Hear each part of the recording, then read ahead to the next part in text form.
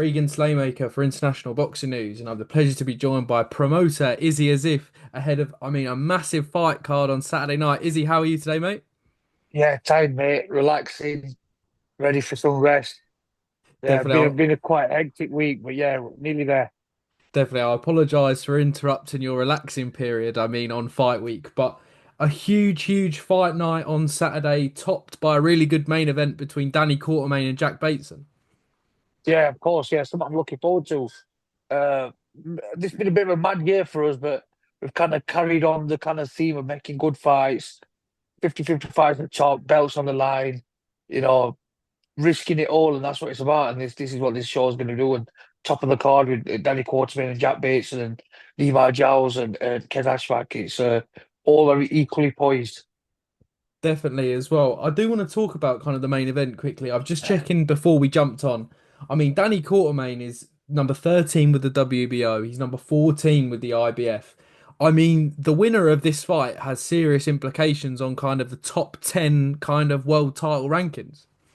Absolutely, he's got a lot to lose. You could have very much easily had an easier defense, in his hometown of Leamington Spa or commentary local, but he's willing to risk the marbles. He's put the belts on the line, the straps, and he's saying, "Look, let's go." And he said it, whether he's using it for psychology. He's been saying recently, Jack Bateson's a favourite. So I don't know if he's playing mind games there with Jack or what, but he knows he's got to deliver. It's got to be 100% Danny Quartermaine. If not, he gets beat. And think that's what I enjoy about these kind of matches. I get into fan mode. The promoter's hat comes off, and I'm looking forward to a good old tear up. Definitely as well. And Jack Bateson's a guy kind of I remember watching him on Matchroom undercards in Leeds and he was dotted Yeah, about and then he fought then he lost to Shabazz Masood, but he has a really yeah, great amateur pedigree and he's now kind of this is his moment to kind of make it in the professional ranks as well, this fight. yeah. Absolutely, it's a crossroad fight for him in the sense where if he doesn't beat Danny Quartermain, he's short. Where does he actually go? He's the second loss. Is he at that level where he can win the Europeans and be ranked in the top 10 in the world? Has he got that in him? So he's got to deliver Jack Bateson. And I was ringside at the Shabazz Masood fight, which I thought were close until when Shabazz really pushed on. But you've seen how well Shabazz Masood's done. Just picking this up, yeah, massive fight. But obviously, the co-main event, Leivars Giles versus Kez Ashfaq. Obviously, there was a lot of talk between Kez Ashfaq and Danny Quartermaine before the announcement. Do we see the winners of the co-main and main event fight, or do you think maybe the winner of the co-main event fights the loser of the main event? There's a lot of fights to be made with the repercussions of the co-main and main event on Saturday. Yeah, absolutely. We've got four good super featherweights. All up there. Believe they belong in the top 10 in Britain and want to fight. And it could happen very easily. There's only already a bit of needle between Danny Quartermain and Ken Ashfaq. So, who knows? If they both win, they could come through. They can fight each other. You just don't know what happens. But I think they can't look ahead of it, the job they got in hand on Saturday night because they're all in a hard fight. Either one of them don't deliver, don't turn up 100% to get beat. It's as simple as that. For sure. With Levi Giles and Kez Ashfaq, obviously, I think they both suffered losses recently. But who do you think goes into that co-main event the favourite?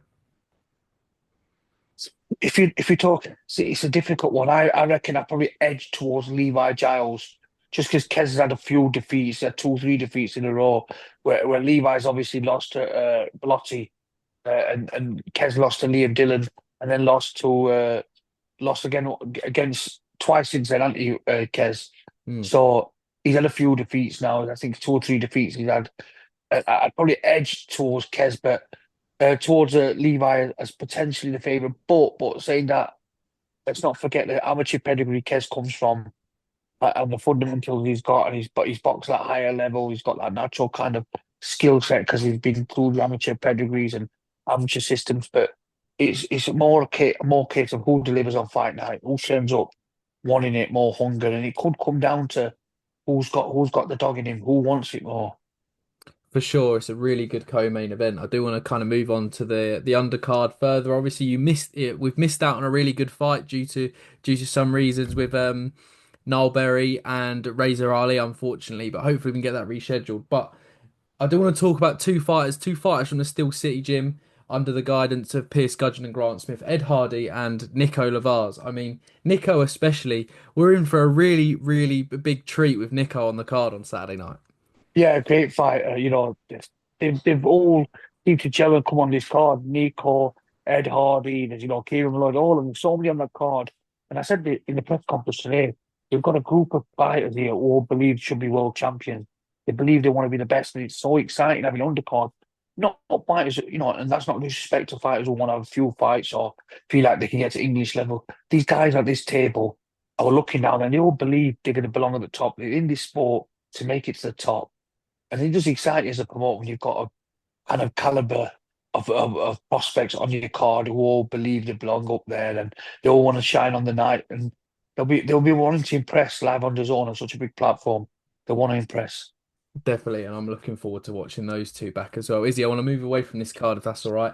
I'm just scrolling through the EBU's website. Obviously, you at GBM announced it, secured the rights to Shakan Pitters' European title fight against Dos Santos. I think it's saying January, end of January for on the EBU website. But I mean, that is a massive fight for the beginning of a massive year for GBM in 2025. Oh yeah, listen, 2025, we're going to raise some more eyebrows. People think we've raised eyebrows in the last 3 years. Get ready, fasten your seatbelt, because we're going to we're going to go for a crazy ride. We're going to showcase all the hard work we've done in the last 2 years, the effort, getting things into place. 2025 is going to be the year where we really let loose. And I'm going to call it out here now. First time you're hearing this, you're going to see the first world title in 2025 on the GBM card. Yeah, Wow, wow! yeah, you're Can going to. Well, I'm gonna Uh, before we get onto Shakan, I'm gonna pry a little bit. What weight are we talking? Is he or is that just a uh, fact that we're gonna see it? I'm just talking into existence. I'm not even nowhere, but I'm telling you it's going to happen. And I'm believing in ma- manifestation and believing in talking into existence. And I'm telling you now, 2025 will be a first GBM world champion. You heard it here first. World titles are coming to GBM. I want to move back Yeah, to Shakan Pitters as well. A guy who's fought on kind of the big stages, fought on Sky Sports, suffered his losses, but this European title fight is definitely kind of like we were talking about earlier. This is his breakthrough fight. This is his crossroads fight on in January. yeah. Listen, it's a big fight for Shaq, and we've got it on home turf. He's got it on our promotion. Obviously, we've signed a promotional contract with him. We believe he's going to win, and that really opens the door for big nights for Shaq and Peters, and that's where he wants to be. That's where he feels like he belongs. They're the big nights he wants. He wants some massive fights out there. Whether it's a yard fight, whether it's a Waxy fight. There's so many big fights out there. Whittaker fights. There's so many that he could really get himself into. But he's got to get past for the European title, get that honours, and then he's got real world title ranking. He puts himself in pole position then to go and get these big fights. Definitely looking forward to seeing that at the beginning of 2025. Izzy, I want to throw a question at you. This is going to be my final one. I asked this to your fellow DAZN promoter, Johnny Clark, a couple of weeks ago. But I do want to ask, I'm going to ask you for three fighters that you would want on GBM in 2025. I want you to give me one prospect, one kind of contender, so British title to European level fighter, and then one world level fighter you'd want on your card. So you got three fighters there, one prospect, one contender, and one world title. Who do you want on GBM in 2025? Right. What, the ones I've not already signed and got on, yeah? Yeah, the what? Yeah, you haven't signed them, you haven't had them on. These have got to be new fighters you want on GBM. Where do you want to start at the top? World title contender, Yeah, yeah? we'll start a world title contender. Yeah, we'll go for that world title level first. If he got his head right and he was ready to come back, Billy Joe Saunders. Wow, nice. Now that's if he comes back.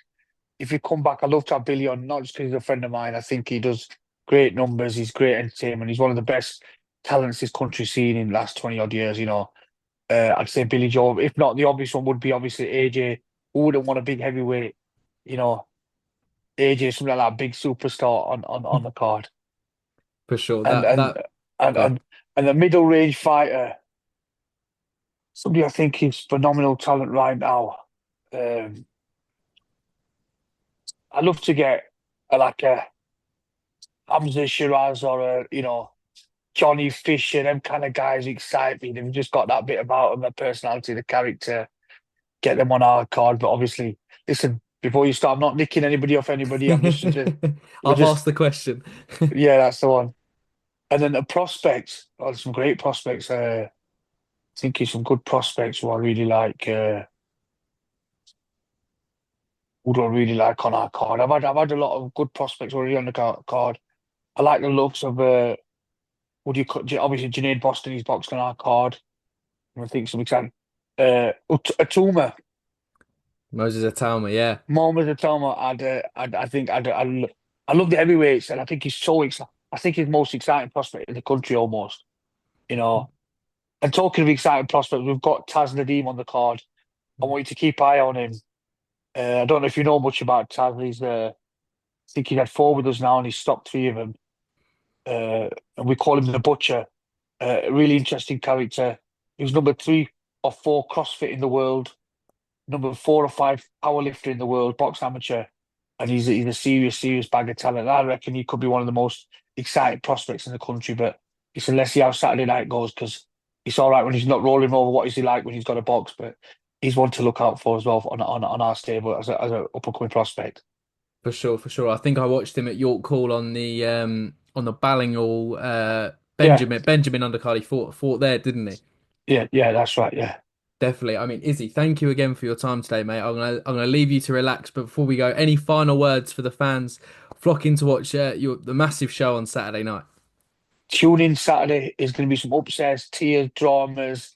There's going to be some shocks. There'll probably be chucked in some bonuses from me as well. There's no tickets left on for Fight Night, but watch it live on Wow. the Zone this Saturday. We're going to showcase GBM's last show. It's been an absolute monumental year for us. The growth has been crazy, and we're going to finish it off with the Storm is coming. Danny Quartermaine versus Jack Bateson, IBF and WBO European titles. We've got Leivars and Kev Ashfax.